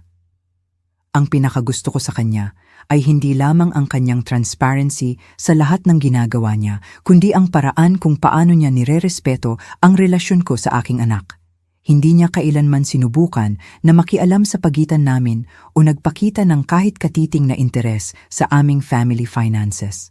Ang unang pagkakataon na dumating si Reyna sa aking bahay para sa hapunan, nagdala siya ng mga sangkap upang kami ay magluto ng magkasama. Adelina, sinabi niya sa akin habang inihahanda namin ang mga gulay. Gusto kong malaman mo na hindi ko kailanman hihingan ng pera si O'Neil o ikaw. Naniniwala ako sa pagtatrabaho para sa kailangan ko at maging tapat sa kung ano ang kaya kong bilhin. Ang kanyang mga salita ay nagpaiyak sa akin, hindi lamang dahil sa kanyang katapatan, kundi dahil napagtanto ko kung gaano ako na-trauma sa karanasan kay Celia. Sa loob ng ilang buwan pagkatapos ng diborsyo, sa tuwing nakikilala namin ang isang bagong tao, nahuhuli ko ang sarili ko na sinusuri ang kanilang mga motibasyon at naghahanap ng mga senyales ng manipulasyon. Ang proseso ng paggaling ay hindi naging madali para sa aming dalawa. Dumaan si O'Neil sa mga period ng depression kung saan kinu-question niya ang kanyang judgment sa mga relasyon. May mga gabi na tatawag siya sa akin, nagtatanong kung makakaya pa ba niyang magtiwala ng lubusan sa sinuman muli. Ma, sasabihin niya sa akin sa mga tawag na yon sa hating gabi. Paano ako makakasiguro na hindi ako madadaya ulit? Paano ko makikilala ang pagkakaiba sa pagitan ng isang taong talagang nagmamahal sa akin at ng isang taong nakakakita lamang ng opportunity? Ang mga usapang iyon ay nagbasag sa aking puso dahil nakita ko kung paano sinira ng pagtataksil ni Celia hindi lamang ang kanyang finances, kundi pati na rin ang kanyang fundamental na kakayahan na magtiwala sa mga tao. Ngunit ipinagmamalaki ko rin na makita kung paano niya dahan-dahang itinatayo muli ang kanyang tiwala sa isang mas mature at mas matalinong paraan. Sa unang taon pagkatapos ng diborsyo, bumuo si O'Neil ng tinawag niyang verification system. Bago tumulong sa sinuman sa pananalapi, hihingi siya ng mga dokumentasyon, makikipag-usap sa maraming sources at maglalaan ng oras upang suriin ang consistency ng mga kwento na sinasabi sa kanya. Sa simula, naisip kong baka naging masyado siyang distrustful. Ngunit sa paglipas ng panahon, napagtanto ko na natuto lang siyang balansehin ang kanyang mapagbigay na kalikasan sa isang praktikal na karunungan na wala siya noon. Hindi na siya nagbibigay ng pera dahil sa emotional na impulse, kundi pagkatapos ng isang maingat at rational na pagsusuri. Ang bagong approach na ito ay nagsilbi ng mabuti sa kanya nang humingi ng tulong ang isang co-worker niya para sa isang sinasabing family emergency. Sa halip na magpadala ng pera kaagad, humingi si O'Neil ng medical documents at direktang kinausap ang ospital na binanggit. Lumabas na ang kwento ay peke at ang kanyang coworker ay sinusubukang makakuha ng pera para sa pagsusugal. Ma, sinabi niya sa akin pagkatapos matuklasan ang kasinungalingan na iyon. 2 taon na ang nakalipas, ipinadala ko na sana ang pera nang hindi nagtatanong ng kahit isang tanong. Ngayon, naiintindihan ko na ang pag-verify ay hindi pagiging distrustful. Ito ay pagprotekta sa sarili mula sa mga taong naghahangad na samantalahin ang kabaitan ng iba. Para sa aking bahagi, kailangan ko ring iproseso ang sarili kong damdamin tungkol sa nangyari. Sa loob ng ilang buwan, nakaramdam ako ng pagkakasala dahil naghintay ako ng matagal upang magsalita. Nagtataka kung gaano karaming pera ang maaari naming na-save kung kumilos ako ng mas maaga. Ngunit sa paglipas ng panahon at perspective, naunawaan ko na kumilos ako sa tamang oras, nang mayroon akong sapat na ebidensya upang maging convincing. Ang cashier ng grocery store na unang nagbigay babala sa akin sa sitwasyon ay naging isang mahal na kaibigan sa aming pamilya. Siya at ang kanyang asawa, si Marilu, ay regular na bumibisita sa amin at bumuo kami ng isang pagkakaibigan batay sa mga pinagsasaluhan na halaga ng katapatan at mutual support. Alam mo, Adelina, sinabi sa akin ni Elias sa isa sa kanyang mga pagbisita, ang pinakahinahangaan ko sa buong sitwasyong ito ay kung paano mo hinawakan ang katotohanan. Maraming tao ang gumawa sana ng scene, sumigaw, o naghanap ng paghihiganti. Ngunit ipinakita mo lamang ang mga katotohanan at hinayaan mong gawin ng katotohanan ang trabaho nito. Ang kanyang mga salita ay nagpasilay sa akin sa isang mahalagang bagay na natutunan ko sa buong prosesong ito. Na ang tahimik na dignidad ay mas makapangyarihan kaysa sa maingay na paghihiganti. Hindi ko kailanman hinangad na saktan si Celia o ang kanyang pamilya. Simpleng itinigil ko lamang ang pagpapahintulot sa kanila na saktan kami. Si Erminia, ang kapitbahay na nagbigay sa akin ng karagdagang impormasyon tungkol sa pamilya ni Celia, ay naging isang malapit na kaibigan din. Tinulungan niya akong maunawaan na ang aming naranasan ay hindi unusual, na maraming pamilya ang nagdurusa sa ganitong uri ng manipulasyon, lalo na kapag ang mga anak ay mapagbigay at mapagtiwala. Ang aking manugang ay nagtatrabaho sa social services, sinabi sa akin ni Erminia sa isa sa aming mga usapan. At sinabi niya sa akin na ang ganitong uri ng family scams ay mas karaniwan kaysa sa iniisip ng mga tao. Mayroong mga tao na ginawang paraan ng buhay ang manipulasyon ng mga kamag-anak na may mabuting puso. Ang perspective na ito ay tumulong sa akin na maunawaan na hindi kami partikular na naive o tanga. Kami ay simpleng naging target ng mga taong expert sa pagsasamantala sa mga emosyon at ugnayan ng pamilya. Ang pinansyal na epekto ng panlilinlang ay malaki ngunit manageable. Kinakalkula ni O'Neill na sa kabuuan nawalan kami ng humigit kumulang $750,000 kapag kasama ang aking kontribusyon at ilang utang na ginawa niya na hindi kailanman ibinalik. Gayunpaman, nang huminto ang daloy ng pera sa pamilyang iyon, ang aming pinansyal na sitwasyon ay napabuti ng husto. Sa perang hindi na niya kailangang ipadala buwan-buwan, nagawa ni O'Neill na mag-ipon para sa down payment sa isang maliit na bahay. Hiniling niya sa akin na tumira kasama niya at ni Reyna, ngunit mas gusto kong panatilihin ang aking kalayaan sa sarili kong apartment. Bagamat ngayon ay may mas magandang furniture at appliances na ipinilit niyang bilhin para sa akin. Ma, sinabi niya sa akin nang dalhin niya ang bagong refrigerator. Sa loob ng maraming taon, pinanood kitang nagbibilang ng barya habang nagpapadala ako ng daan-daang libong piso sa mga taong hindi nangangailangan sa kanila. Ngayon, oras mo na para magkaroon ng mga bagay na karapat-dapat ka. Si Reyna ay lumabas na hindi lamang isang mabuting asawa kay O'Neill, kundi pati na rin isang considerate na manugang sa akin. Hindi niya kailanman sinubukan na makipagkompetensya sa aking lugar sa buhay ng aking anak at laging isinasama ako sa kanilang mga plano at desisyon sa pamilya. Ang pagkakaiba mula sa ugali ni Celia ay napansin na minsan ay nahihirapan akong maniwala na ang dalawang babae ay umiiral sa parehong mundo. Noong nakaraang buwan, ipinagtapat ni Reyna na umaasa sila ng kanilang unang anak. Ang balita ay nagpuno sa akin ng isang dalisay na tuwa na hindi ko naramdaman sa loob ng maraming taon. Ang apo na ito ay lalaki sa isang tahanan kung saan ang katapatan at integridad ay fundamental values, lubos na naiiba mula sa kapaligiran ng mga kasinungalingan at manipulasyon na sana ay umiral kung nanatili si O'Neill kay Celia. Gusto kong makilala ka ng aming anak bilang ang lola na nagkaroon ng lakas ng loob na protektahan ang aming pamilya, sinabi sa akin ni Reyna habang hinahawakan ng aking kamay. Ikinuwento sa akin ni O'Neill ang buong kwento at lubos akong humahanga sa ginawa mo. Minsan ay nagtataka ako kung ano sana ang nangyari kung hindi ko kailanman nagdesisyon na magtago sa likod ng mga basurahan na iyon upang panoorin si Leonardo. Gaano katagal sana nagpatuloy ang panlilinlang? Sana ba ay natuklasan ni O'Neill ang katotohanan sa sarili niya? O sana ay patuloy siyang pinagsamantalahan ng walang hanggan? Malamang ay hindi ko kailanman malalaman ang sagot sa mga tanong na iyon. Ngunit ang alam ko ay ang lakas ng loob na harapin ang mga hindi komportable na katotohanan ay isa sa pinakamahalagang responsibilidad na mayroon tayo sa mga taong mahal natin. Sa 2 taong ito, marami akong naisalamin sa mga senyales na binaliwala ko ng matagal. Ang maliliit na detalye na hindi tumugma, ang sobrang maginhawang mga paliwanag, ang paraan kung paano laging may perpektong kwento si Celia para sa bawat sitwasyon. Ngayon, naiintindihan ko na ang aking maternal instinct ay sinusubukang bigyan ako ng babala sa loob ng maraming buwan.